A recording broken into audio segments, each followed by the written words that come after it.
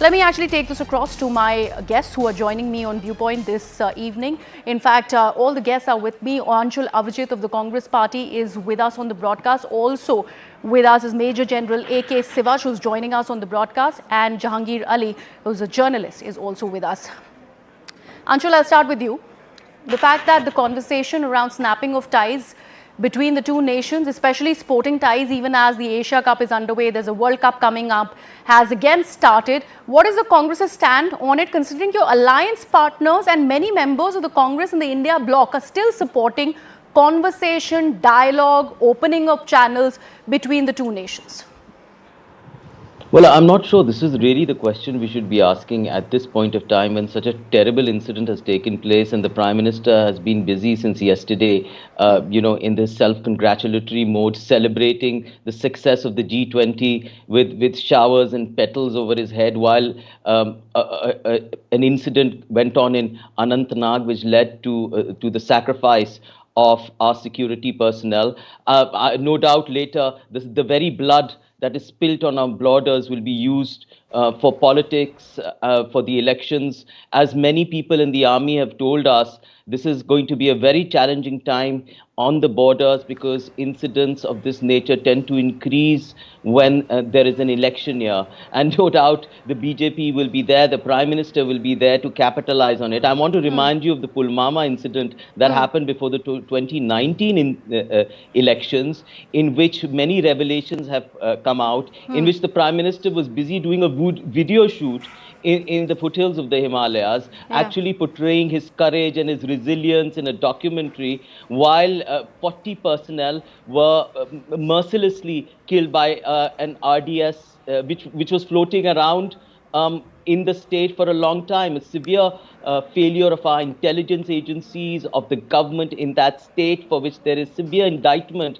of the Modi government, and also of the revelations that came from Mr. Satyapal Malik during that time, that we all know about, that you had such a large security personnel and contingent which actually went by road when they should have been flown in by air. They asked for planes which were not given. They were sitting ducks.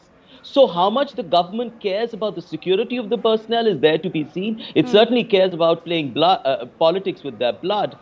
These are the real questions that we should be asking. Are the people safe in Jammu and Kashmir? Are the migrant labor safe? Are the Kashmiri Pandits safe? Are the civilians safe?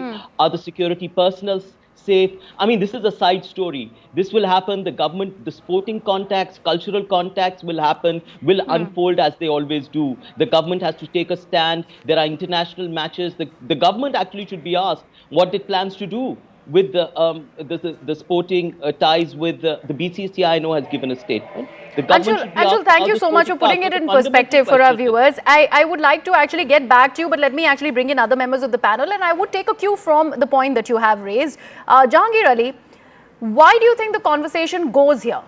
Goes to snapping of cultural, sporting ties, film ties, every time there is a terror bait, an infiltration bait, and of course something huge has happened today that's been reported out of Anantnag.